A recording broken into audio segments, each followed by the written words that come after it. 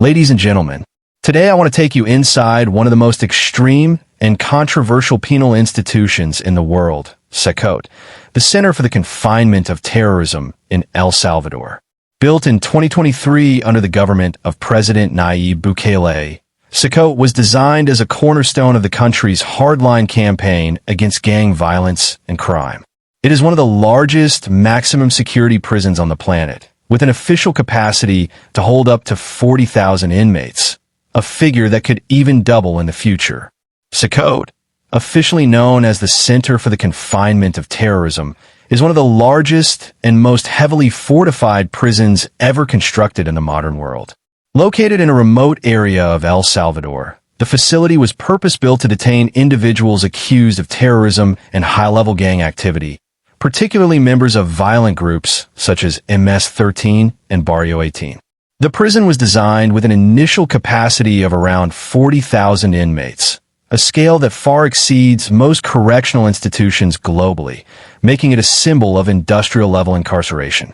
The physical structure of CECOT reflects its purpose of total containment and control. Massive concrete walls surround the complex, reinforced to withstand external attacks or escape attempts. Multiple layers of security include electrified fences, watchtowers manned by armed guards, motion sensors, and continuous CCTV surveillance that monitors every corridor, cell block, and open area. The prison layout is deliberately austere, eliminating blind spots and minimizing any opportunity for inmate movement without authorization. Inside the facility, inmates are housed in large communal cells designed for constant supervision rather than comfort. Metal bunks are stacked closely together, leaving minimal personal space, and lighting remains on at all times to ensure visibility and prevent coordinated actions. The architectural design prioritizes dominance, discipline, and deterrence, sending a clear message that CECOT is not intended for rehabilitation but for permanent incapacitation of those considered the most dangerous to society. CECOT's sheer size and militarized design have transformed it into more than just a prison. It functions as a central pillar of El Salvador's national security strategy. Its existence represents a dramatic shift in how the state responds to crime, replacing traditional correctional models with a fortress-style institution built to isolate and neutralize perceived threats on an unprecedented scale. CECOT was constructed as a direct response to decades of extreme gang violence that had turned El Salvador into one of the most dangerous countries in the world. For years, criminal gangs such as MS-13 and Barrio 18 exercised territorial control over entire neighborhoods, enforcing extortion, murder, and intimidation with near impunity. Ordinary citizens lived under constant fear. Businesses were forced to pay protection money, and public transportation workers were frequent targets of brutal attacks. Traditional law enforcement methods failed to contain the crisis, creating widespread frustration and a demand for drastic action. When President Nayib Bukele came to power, his administration introduced an aggressive security policy centered on a state of exception, which temporarily suspended certain constitutional rights. This allowed security forces to carry out mass arrests based on suspected gang affiliation rather than completed crimes. Within months, tens of thousands of people were detained, overwhelming existing prisons and exposing the limitations of El Salvador's correctional infrastructure. CECOT was conceived as the solution to this sudden surge in detainees, designed specifically to house those labeled as terrorists or high-risk gang members. The prison was built at extraordinary speed, reflecting the urgency of the government's campaign. Military engineers, police forces, and state resources were mobilized to complete the project in record time. Unlike traditional prisons, CECOT was not intended to process inmates through rehabilitation or reintegration programs. Its purpose was purely strategic, to permanently remove alleged gang members from the streets and dismantle criminal networks by isolating their leadership and foot soldiers in one highly controlled environment.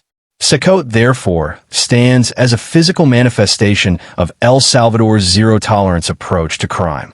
It represents a shift from crime prevention and social intervention toward overwhelming force, and containment. For supporters, the prison symbolizes the restoration of order and safety after years of chaos. For critics, it embodies the risks of prioritizing security over civil liberties, as many detainees were arrested without formal charges or timely trials under the emergency measures that led to CECOT's creation. Life inside CECOT is governed by an extremely strict and punishing daily routine designed to enforce total control over inmates. Prisoners spend up to 23 to 23.5 hours a day confined inside their cells, leaving them with almost no freedom of movement or personal autonomy. The cells are large but severely overcrowded, often holding dozens of inmates packed tightly together on metal bunks or concrete platforms. There are no personal belongings, no privacy, and no sense of individuality. Everything about the environment is meant to break down identity and prevent any form of organization or resistance. The lighting inside the cells remains on at all times, day and night. This constant illumination is intentional, preventing darkness that could allow secret communication, planning, or violence among inmates. Over time, the lack of a natural day-night cycle disrupts sleep patterns and creates physical and psychological exhaustion. Inmates are expected to remain silent, follow orders instantly, and maintain rigid discipline. Any sign of disobedience can result in punishment, further restrictions, or isolation. Meals are basic and repetitive, delivered at fixed times under heavy guard supervision. Food is not designed for comfort or enjoyment, only for survival. Prisoners eat quickly and return to their bunks, with no communal activities, social interaction, or recreation. There is no access to outdoor spaces, fresh air, or sunlight, meaning some inmates may go months or years without ever stepping outside the prison walls. Movement outside the cell, when it occurs at all, is highly controlled and rare. Inmates may be escorted in tightly monitored groups for brief moments, often while shackled and surrounded by armed guards. Every action is observed by cameras and prison staff, reinforcing a constant atmosphere of surveillance and intimidation. The daily regimen at CECOT is not intended to rehabilitate or reform behavior. It is structured to impose absolute order, suppress gang influence, and ensure that prisoners remain physically and mentally contained under the most restrictive conditions possible. CECOT enforces one of the most extreme isolation policies found in any modern prison system. Inmates are completely cut off from the outside world, with no family visits, no personal phone calls, and no direct communication with loved ones. Unlike most prisons where limited visitation is allowed to maintain emotional ties and support rehabilitation, CECOT intentionally eliminates these connections. The goal is to sever all external influence, especially any links that could allow gangs to operate or communicate beyond the prison walls. Family members are often left without clear information about the status or location of detained relatives. In many cases, relatives do not know when or if they will ever see their loved ones again. This absence of contact creates emotional distress, not only for inmates, but also for families who experience prolonged uncertainty and fear. Letters, if permitted at all, are heavily restricted, censored, or delayed, ensuring that no messages can be used to pass instructions or intelligence outside the facility. Legal communication is also tightly controlled. Access to lawyers is limited, and meetings take place under strict supervision, sometimes without the level of privacy typically guaranteed in criminal proceedings.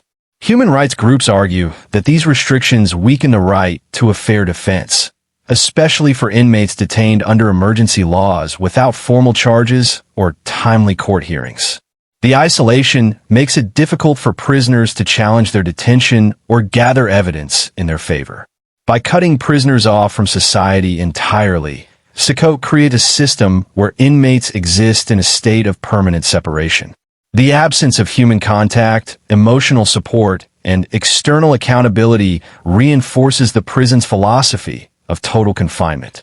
This level of isolation transforms incarceration into something more than punishment. It becomes a form of social erasure, where individuals are physically alive but completely removed from the social, legal, and emotional structures of the outside world. CECOT operates on a model that completely rejects the traditional idea of rehabilitation. Unlike many prison systems that include education, vocational training, psychological counseling, or substance abuse treatment, CECOT offers no programs aimed at personal development or reintegration into society. From its design to its daily operations, the prison is structured solely for confinement and control, not reform.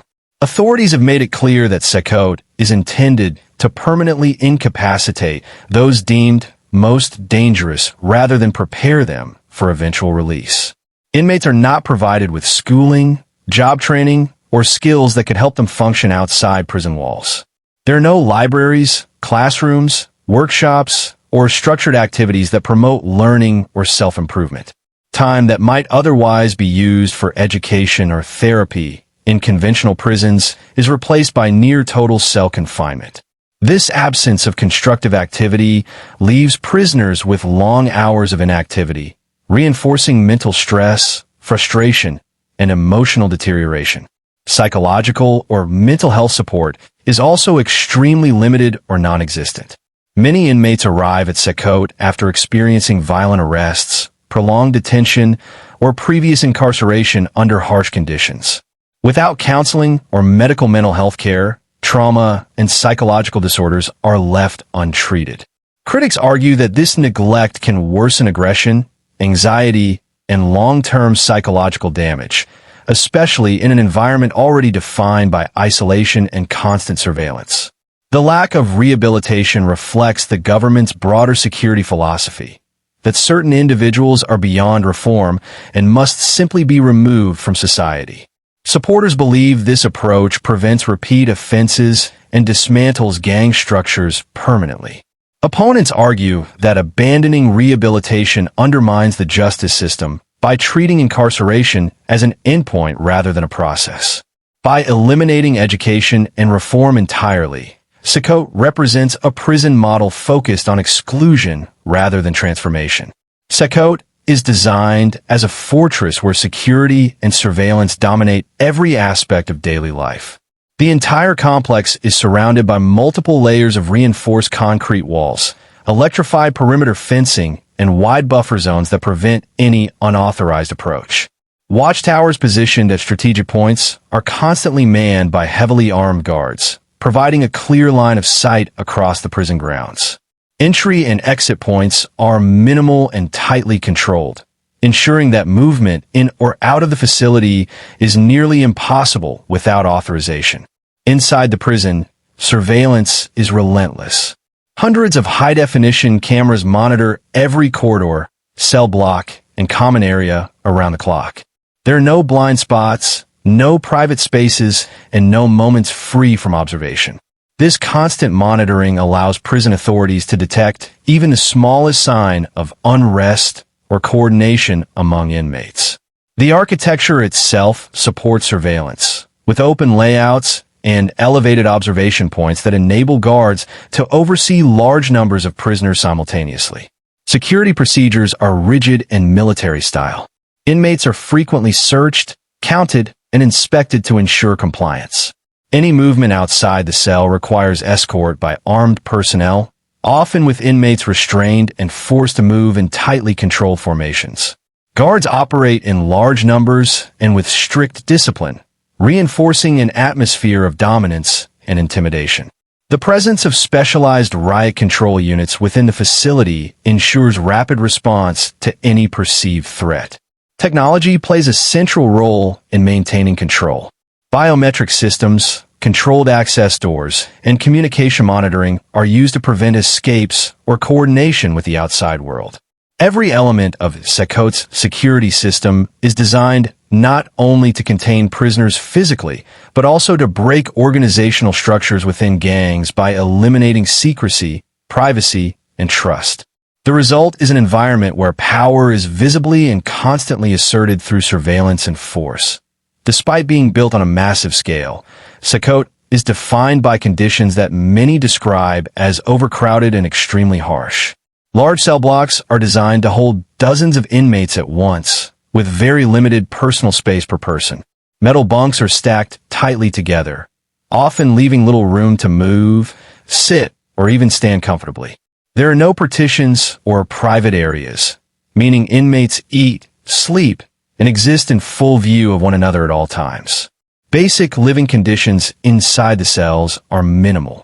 Sanitation facilities are rudimentary, usually consisting of open toilets and washing areas within the same confined space.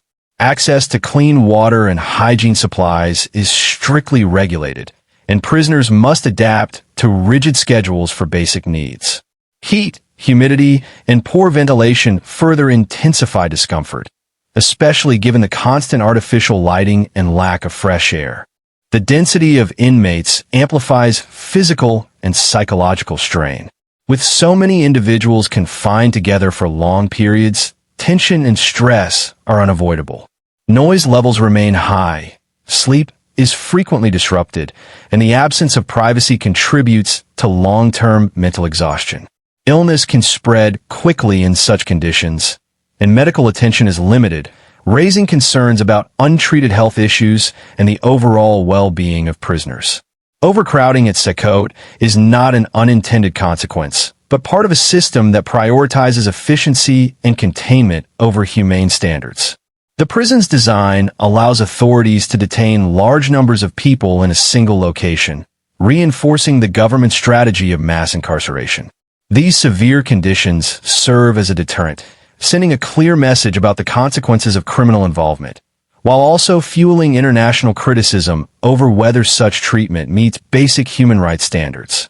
CECOT has become a focal point for intense criticism from international human rights organizations, legal experts, and civil society groups. These critics argue that the prison represents a serious departure from internationally accepted standards for the treatment of prisoners.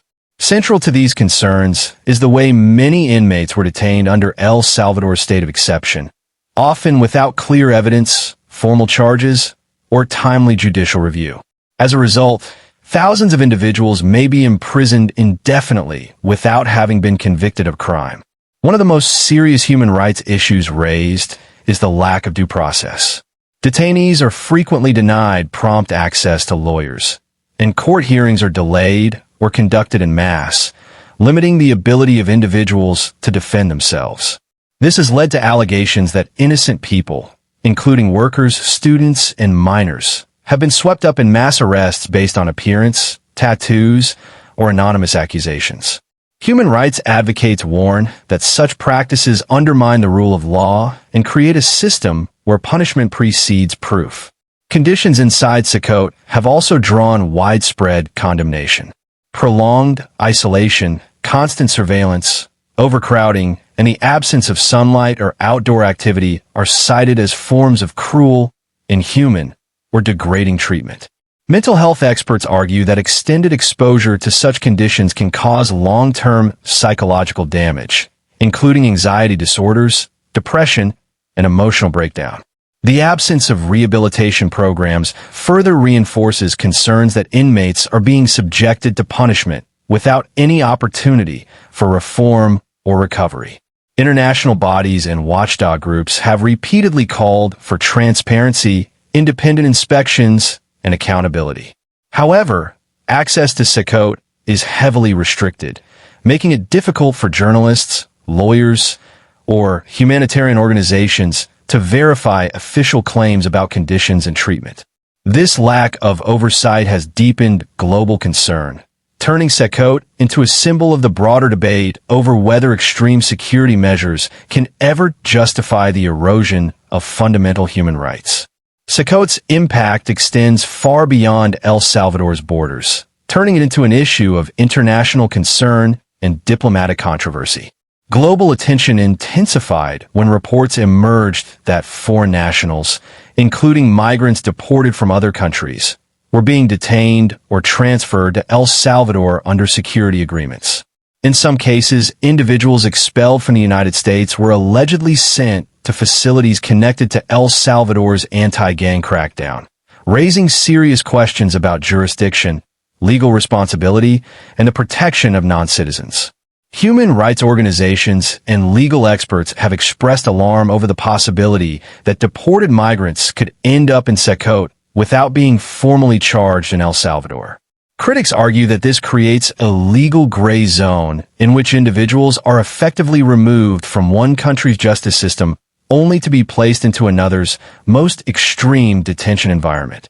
The lack of transparency surrounding such transfers has fueled concerns that CECOT could be used as a tool for outsourcing incarceration, bypassing international asylum laws and due process protections.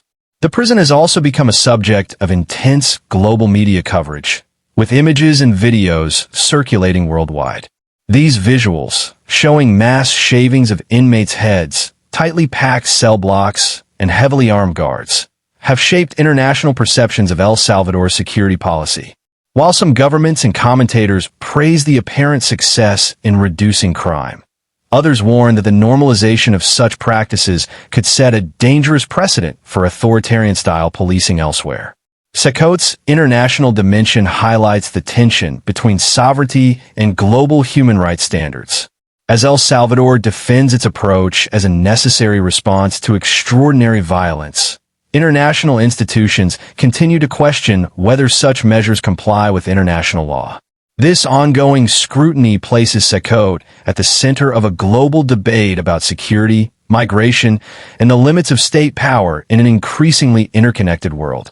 CECOT has come to represent one of the most polarizing debates in modern criminal justice: the conflict between uncompromising security measures and the preservation of humane, rights-based legal systems. For supporters of El Salvador's approach, the prison stands as undeniable proof that decisive and forceful action can restore order in a society long dominated by fear and criminal violence. They point to dramatic reductions in homicide rates and gang activity as evidence that extreme measures, including facilities like CECOT, are justified when traditional systems fail. On the other side of the debate, critics argue that justice built solely on punishment risks losing its moral foundation. They contend that a system that prioritizes mass incarceration, indefinite detention, and harsh conditions erodes fundamental principles such as the presumption of innocence, proportional punishment, and the right to fair trials. From this perspective, CECOT is seen not as a solution to crime, but as a warning of how easily emergency powers can normalize permanent restrictions on freedom and dignity. The prison also raises deeper philosophical questions about the purpose of incarceration itself.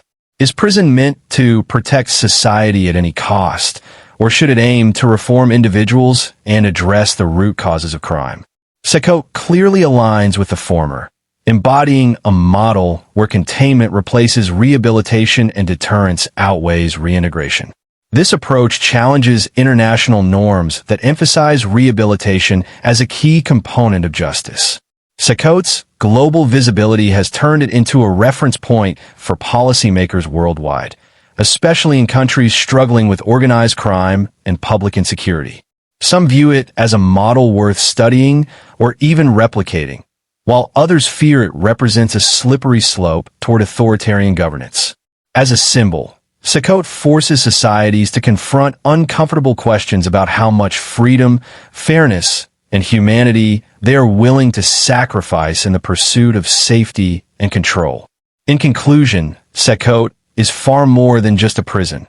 It is a mirror reflecting the difficult choices societies face when confronting violence and insecurity. It embodies the tension between safety and human rights, between immediate results and long-term justice. While it may have succeeded in curbing crime on the streets of El Salvador, it also challenges us to ask whether security achieved through extreme confinement can ever truly be called justice. As we reflect on CECOT, we are reminded that the fight against crime is not only about walls, guards, and surveillance. It is also about ensuring that the values of fairness, dignity, and humanity are never left behind. Only by balancing strength with compassion can a society hope to create lasting peace without sacrificing the principles that define it.